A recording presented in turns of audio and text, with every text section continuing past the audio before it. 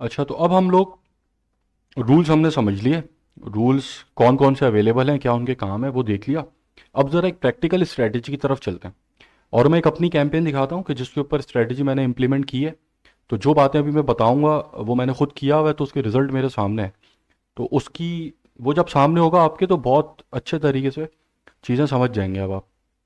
और फिर जो चीज़ बता रहा हूँ उसको फिर इम्प्लीमेंट भी आप फुल कॉन्फिडेंस के साथ करेंगे कि हाँ यार, ये हमजा भाई ने अपनी कैंपेन में दिखाया था, तो वो हम फॉलो कर रहे हैं, तो उसके अंदर कॉन्फिडेंस आपका एक नेक्स्ट लेवल पे चला जाएगा। अच्छा, अब स्ट्रैटेजी क्या है। अभी आपने सीख लिया सब कुछ कि भाई कैंपेन कैसे बनती है, ऐड कैसे डिज़ाइन होता है। अभी मैंने सिखाया नहीं है, लेकिन मतलब आगे अभी आप लोग सीख जाएंगे जब कि ऐड किस तरीके से डिज़ाइन करते हैं। तो उसके बाद अब आप अपनी कैंपेन की तरफ जाएंगे कि यार अब मेरे पास एक प्रोडक्ट है और उसको मुझे बेचना है और बहुत ज़्यादा बेचना है। ठीक है, स्केल करनी है अपनी मुझे कैंपेन को। अब स्केल अगर मैं अपनी कैंपेन ऐसे करता हूँ कि मेरे पास अब एक प्रोडक्ट है, वो मुझे 10,000 रुपये मैं उसके ऊपर लगा रहा हूँ और एक ऑर्डर मुझे 500 का पड़ रहा है, तो मेरे पास 20 ऑर्डर्स आ रहे हैं रोज़ के। अब मुझे 20 से स्केल करना है 6 टाइम्स। अब मुझे 120 ऑर्डर चाहिए। 20 ऑर्डर में अब मेरा गुजारा नहीं है। अब मुझे 120 ऑर्डर्स चाहिए उस प्रोडक्ट के। अब जो बजट मैंने अपनी कैंपेन को दिया हुआ था 10,000, अगर मैं उसको इंक्रीज करता हूँ 60,000 रुपये, ये सोचकर कि यार 10,000 के ऊपर 20 ऑर्डर दे रही है, तो अगर मैं डेली 60,000 स्पेंड करूंगा तो मेरे पास ये 120 का टारगेट पूरा हो जाएगा। अब मैंने बजट कर दिया चेंज। अब मैंने जैसे ही बजट चेंज किया, तो वो कैंपेन हो गई डेड। अब वो कैंपेन मुझे उस तरीके के रिजल्ट्स दे ही नहीं रही। 500 रुपये की एक परचेज मेरे पास आ ही नहीं रही। अब मेरे पास जो परचेज आ रही है 60,000 रुपये स्पेंड करके, वो 2,000 रुपये की आ रही है। कहाँ मैं 10,000 खर्च कर कर 20 ऑर्डर ले रहा था, अब मैं 60,000 रुपये खर्च कर कर सिर्फ 30 ऑर्डर ले रहा हूँ। तो ये तो मैं नुकसान में जा रहा हूँ। सही है, ये मुझे नहीं करना। मुझे अगर 10,000 रुपये खर्च करके उसके ऊपर 500 पे 20 ऑर्डर आ रहे हैं, तो मुझे 60,000 अब मैं खर्च करूं तो मुझे 120 ऑर्डर चाहिए। उस पर 30 ऑर्डर में मेरा गुजारा नहीं है। तो अब इसके ऊपर मैं लगाऊंगा स्ट्रेटेजी, और स्ट्रेटेजी आप लगाएंगे रूल की बेसिस के ऊपर।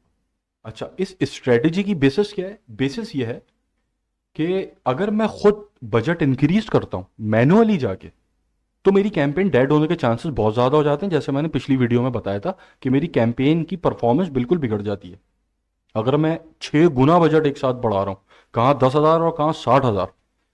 लेकिन अब मैं ये काम करवाऊंगा फेसबुक से, क्योंकि जैसे मैंने बताया पिछली वीडियो के अंदर कि एक तो हम मैनुअली चेंज करते हैं तो कैंपेन की परफॉर्मेंस बढ़ने के चांसेस बहुत ज़्यादा होते हैं। लेकिन जब फेसबुक खुद करती है ना ये काम, तो आपकी कैंपेन के बिगड़ने के चांसेस बहुत कम हो जाते हैं। तो अब हम ये काम कराएंगे फेसबुक से, और फेसबुक से हम काम कराएंगे रूल्स की मदद से। ठीक है। अच्छा, अब स्ट्रेटेजी क्या है। इस स्ट्रेटेजी का स्ट्रक्चर क्या बनेगा। सबसे पहले तो आप एक कैंपेन बना लेंगे। आप क्रिएट के ऊपर क्लिक कर कर अपनी कैंपेन एक बना लेंगे। अभी ये सेल्स है, अवेयरनेस है, ट्रैफिक है, ये सब छोड़ दें। अभी सिर्फ ये अपने जहन में रखें कि आपने एक कैंपेन बना ली। ये आ गई आपकी एक कैंपेन, जिसका मकसद ये है कि आपको परचेजेस चाहिए। सही है। अब आप आ जाए यहाँ पे। अब आपने एक कैंपेन के अंदर ये एक एडसेट बनाया और उसको पूरा डिज़ाइन कर लिया कि मुझे कहाँ किसको टारगेट करना है। ठीक है। मेरा एड क्रिएटिव कौन सा होगा, कॉल टू एक्शन कौन सा होगा, एड कॉपी कौन सी होगी, प्लेसमेंट क्या होगी, एट्रीब्यूशन सेटिंग क्या होगी, पूरी सेटिंग आपने डिज़ाइन कर ली। ठीक है। डिज़ाइन कैसे होती है ये आगे सीखेंगे आप, अभी ये छोड़ दें। अभी सिर्फ ये समझें कि आपने पूरी अपना एडसेट लेवल 2 डिज़ाइन कर लिया। ठीक। ये लेवल 2 था, जिसका मकसद था कि हु किसे दिखा रहे हैं और कहाँ दिखा रहे हैं। सही है। तो ये लेवल 2 आपने पूरा डिज़ाइन कर लिया। ये आपका लेवल 1 है, लेवल 1 है। और ये आपका लेवल 3 था। ठीक है, जहाँ पर आप एड क्रिएटिव चलाते हैं अपने। ये लेवल 3 था, जहाँ आप अपनी, जहाँ आप क्या दिखा रहे हैं ये बताते हैं फेसबुक को। तो ये एक आपकी कैंपेन बन गई। अब जो लेवल 2 है ना आपका, इसको आप कर लेंगे डुप्लीकेट। और डुप्लीकेट कितनी दफ़ा करेंगे, 5 दफ़ा। डुप्लीकेट 4 दफ़ा करेंगे तो ये 4 और बन जाएंगी, एक आपने ऑलरेडी बनाई हुई थी। तो ये आपके टोटल बन गए, कितने बन गए, 1 2 3 4 5। ये आपके 5 लेवल 2 डुप्लीकेट हो गए। हर लेवल 2 का एक लेवल अपना 3 होता है, ठीक है, इसका लेवल 3 है, इसका लेवल 3, हर लेवल 2 का एक लेवल 3 है। तो यहाँ पर अब लेवल 1 एक है कैंपेन, उसके अंडर आपने 5 एडसेट्स बना ली। जैसे मैंने आपको पहले बताया था ना कि आप मल्टीपल एडसेट्स बना सकते हैं। ठीक है, तो अब आपने 5 एडसेट बना लिए बिल्कुल सेम टू सेम, बिना किसी चेंज के आपने डुप्लीकेट कर लिया। अब डुप्लीकेट किया जब आपने, तो अब वो पांचों एडसेट्स आपके पांचों लेवल 2s जो हैं वो सेम टू सेम है, उनका क्रिएटिव सेम है, उनकी ऑडियंस सेम है।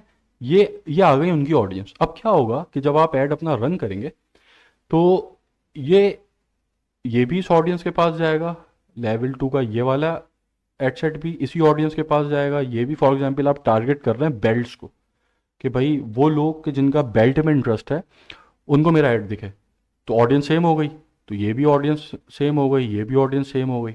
ठीक है, अब मैंने आपको बताया था कि सेम ऑडियंस के पास जब ऐड जाता है तो सेम ऑप्शन के अंदर आने के चांसेस उसके बहुत ज़्यादा बढ़ जाते हैं, जैसे अभी हमने पिछली वीडियो के अंदर डिस्कस किया था। तो अब यहाँ पे मैं लगाऊंगा रूल, और रूल की मदद से अब मैं अपना काम बनवाऊंगा यहाँ पे फेसबुक से। अब मैं आया रूल पे और मैंने क्रिएट अ न्यू रूल किया, और यहाँ पे मैंने सेलेक्ट किया रिड्यूस ऑक्शन ओवरलैप।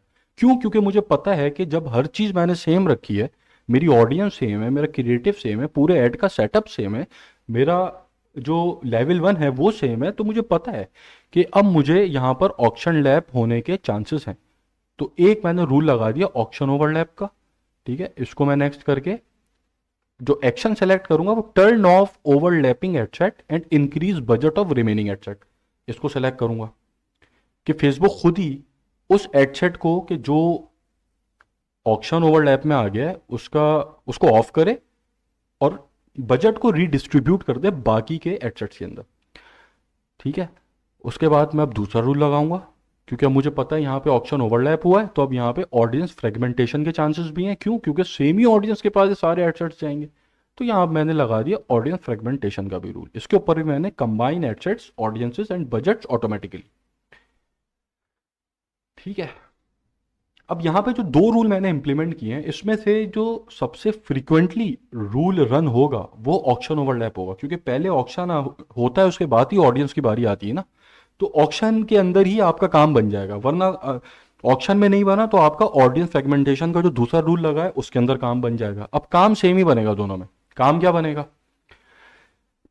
आपकी कैंपेन रन होना शुरू हुई, 2 रूल्स आपने लगाए हुए, आपके एडसेट आपकी ऑडियंस के पास जाना शुरू हुए। अब फेसबुक ने रूल के तहत ये देखा कि एडसेट नंबर 5 जो था, यहाँ पे जो एडसेट नंबर 5 जो था, ये आपका ऑक्शन ओवरलैप हो गया यहाँ पे। तो अब फेसबुक इसको बंद कर देगी।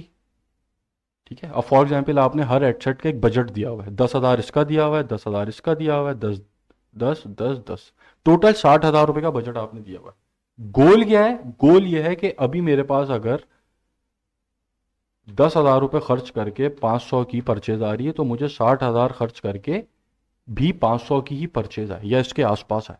ठीक है, गोल ये है, इस गोल को ध्यान में रखिएगा। फेसबुक ने रूल के तहत इस एडसेट को बंद कर दिया और इसका बजट रीडिस्ट्रीब्यूट कर दिया बाकी के 4 में। उसके बाद एडसेट नंबर 3 के अंदर ऑक्शन ओवरलैप हुआ या ऑडियंस फ्रेगमेंटेशन हुई, फेसबुक ने इसको बंद कर दिया, इसका बजट रीडिस्ट्रीब्यूट कर दिया बाकी के बचे हुए 3 में।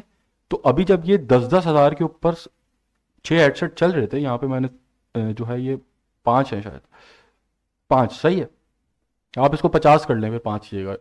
ठीक है, मतलब यहाँ पे अभी मैं 60,000 की एग्जाम्पल लेके चल रहा था, तो एडसेट आप बनाएंगे 60, एक और एडसेट बना लें आप।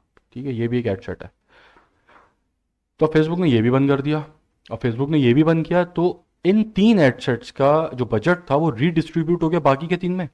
फिर एक और एडसेट के ऊपर ऑक्शन ओवरलैप हो गया या ऑडियंस फ्रेगमेंटेशन का रूल अप्लाई हो गया, ये भी बंद हो गई। तो अब इन 6 में से आपके पास जो एडसेट बचे वो बचे 2। अब इन 2 एडसेट का बजट क्या होगा? जब ये स्टार्ट में रन होना शुरू हुए थे तो उनका बजट था 10-10 हज़ार रुपये, लेकिन जो बाकी के 4 एडसेट बंद हुए उनका बजट अब इनके अंदर आ गया। तो अल्टीमेटली क्या हुआ कि इन 2 एडसेट में से एक और एडसेट बंद हो गया। ठीक है, अब ये 2 एडसेट आपस के अंदर लड़ाई करना शुरू कर दिया, तो उसमें से फेसबुक ने इसको भी बंद कर दिया। तो अब आपके पास एक एडसेट आ गया निकल कि जिसका बजट 10,000 से शुरू हुआ था, लेकिन अब वो एडसेट चल रहा है 60,000 रुपए के ऊपर। और 60,000 रुपए के ऊपर जो चल रहा है वो आपको परचेजेस भी उसी तरह से दे रहा है कि जो आपको 10,000 पे मिल रही थी। इसकी दो वजूहत है। पहली वजह तो यह है कि फेसबुक ने बजट खुद बढ़ाया। जो काम फेसबुक खुद करेगी वो हमसे बहुत बेहतर तरीके से करेगी, ठीक है, क्योंकि उसका प्लेटफॉर्म है, उसे एल्गोरिथम्स का पता है, उसे पता है किस तरीके से बजट सही तरीके से बढ़ जाएगा।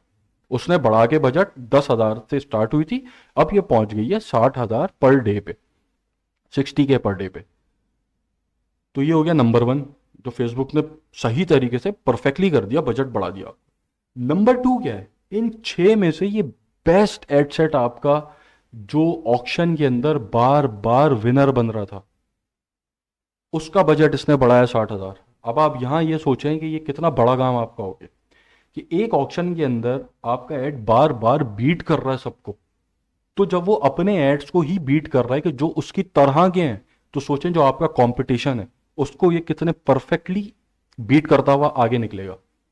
ठीक है, तो ये दो वजूहत हैं कि जिसकी वजह से आपकी कॉस्ट पर परचेज वही रहेगी या उसी के आसपास रहेगी कि जिसके ऊपर आपको पहले 10,000 के ऊपर परचेज मिलनी थी।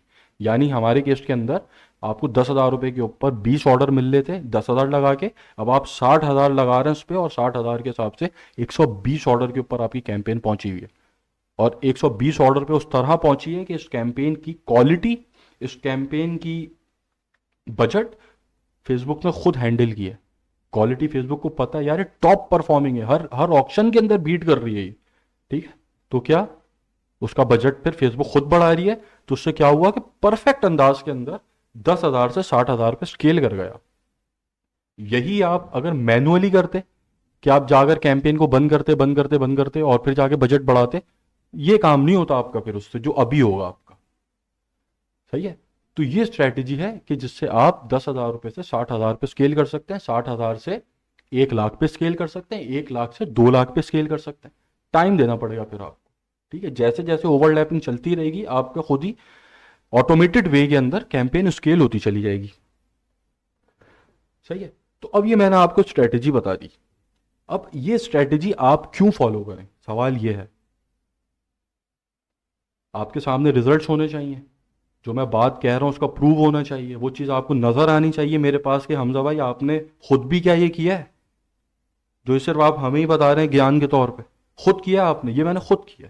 ठीक है, ये आप आ जाए मेरी कैंपेन के ऊपर। ठीक है, अभी कैंपेन ऑफ है, लेकिन इसके ऊपर अगर आप ये देखेंगे तो ये 1 2 6 एडसेट्स हैं। 6 एडसेट्स का budget equally same to same थी कैंपेन से, जैसे अभी स्ट्रक्चर मैंने बताया, सेम बजट था। ठीक है, रूल्स इसके ऊपर इंप्लीमेंट होना शुरू हुए, जैसे कि ब्रॉड 3 के ऊपर शुरू में ही रूल इंप्लीमेंट हो गया। ठीक है, बंद हो गया। ब्रॉड 2 के ऊपर रूल इंप्लीमेंट हुआ, बंद हो गया, इसका बजट ऊपर चला गया। ब्रॉड 4 का बजट बंद हुआ, ऊपर चला गया। ब्रॉड 1 का बजट बंद हुआ, ऊपर चला गया।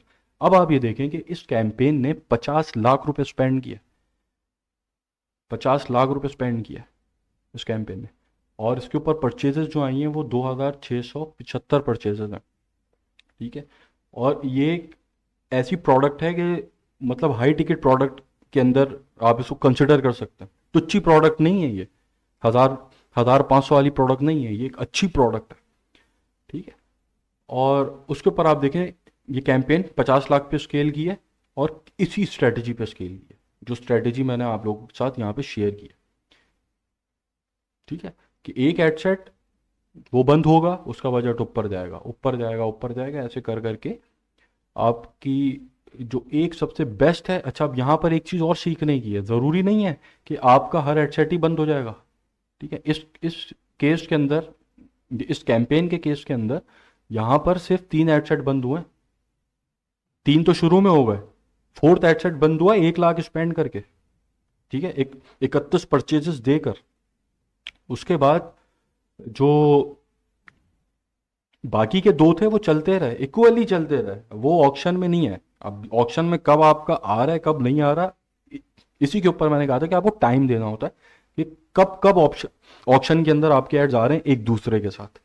ठीक है, तो ये 2 ऐड जो हैं ये ऑक्शन के अंदर नहीं आए, सेम ऑक्शन में नहीं आए होंगे, या फिर ये ऑडियंस फ्रेगमेंटेशन में नहीं आए होंगे, तो इनके ऊपर रूल इंप्लीमेंट नहीं हुआ। ठीक है, ये बच गया रूल से। ठीक, तो इस तरीके से आप अपनी कैंपेन को एक बहुत कम बजट से स्टार्ट करके बहुत जल्द एक बहुत बड़े बजट के ऊपर स्केल कर सकते हैं अपनी कॉस्ट पर परचेस को मेंटेन रखते हुए। ठीक है, तो ये रूल थे, रूल की ये स्ट्रेटेजी थी, इसको आप लोग जो है इम्प्लीमेंट कर सकते हैं। अब हम जो अगली वीडियो, वो फिर आगे हम जो एड्स मैनेजर के अंदर जो और चीज़ें अवेलेबल हैं उनको फिर अंदर घुस के हम उसके ऊपर चीज़ों को समझते हैं और फिर इसको आगे कंटिन्यू करते हैं।